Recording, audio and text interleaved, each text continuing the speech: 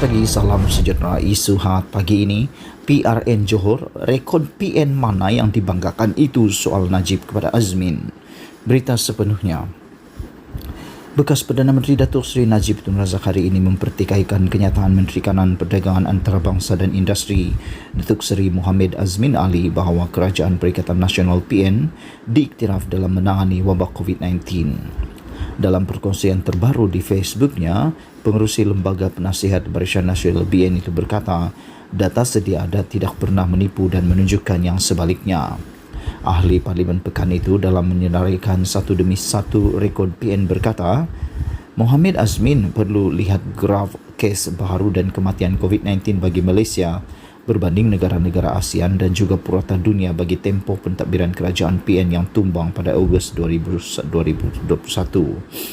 Bagi kes kematian, saya ambil data sehingga pertengahan bulan September 2021 sebab kerajaan PN banyak menyorok kes kematian. Backlog ini akhirnya dilapor oleh kerajaan baharu. Dalam tempoh itu, Malaysia adalah negara paling teruk dalam ASEAN dan antara paling corot di dunia. Kita juara COVID-19 masa itu, kata bekas Presiden UMNO itu lagi. Pada 7 Februari lepas, Mohamed Azmin Ali dilaporkan sebagai berkata rakyat Johor perlu melihat rekod pencapaian pentadbiran kerajaan PN sewaktu negara berdepan dengan pandemik COVID-19. Ahli Majlis Pimpinan Tertinggi MPT Bersatu itu juga, ahli Parlimen Gombak itu berkata, antara kejayaan luar biasa PN adalah mendapat pengiktirafan dunia sebagai sebuah kerajaan terbaik dalam menjalankan usaha pemulihan COVID-19. Lihatlah rekod PN walaupun dalam tempoh begitu singkat, negara hadapi krisis kesihatan, krisis ekonomi, namun kepimpinan Tan Sri Muhyiddin Yassin dan PN berjaya membawa negara keluar daripada krisis ini. Malah diiktiraf masyarakat dunia yang mana indeks pemulihan COVID-19 Nikkei letakkan Malaysia di tangga ke-13 berbanding 115 pada tahun sebelumnya.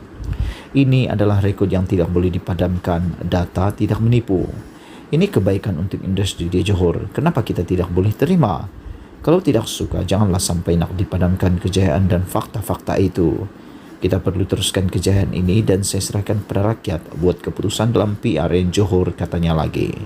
Mengulas lanjut, Najib turut mengingatkan Mohamed Azmin bahawa kerajaan ketika itu dilaksanakan lockdown separuh masak dengan tempoh antara paling panjang dalam dunia.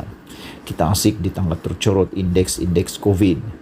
Kita satu-satunya negara yang laksana darurat untuk gantung parlimen begitu lama sehingga Raja-Raja Melayu dan YDPA bertitah agar darurat tidak diteruskan.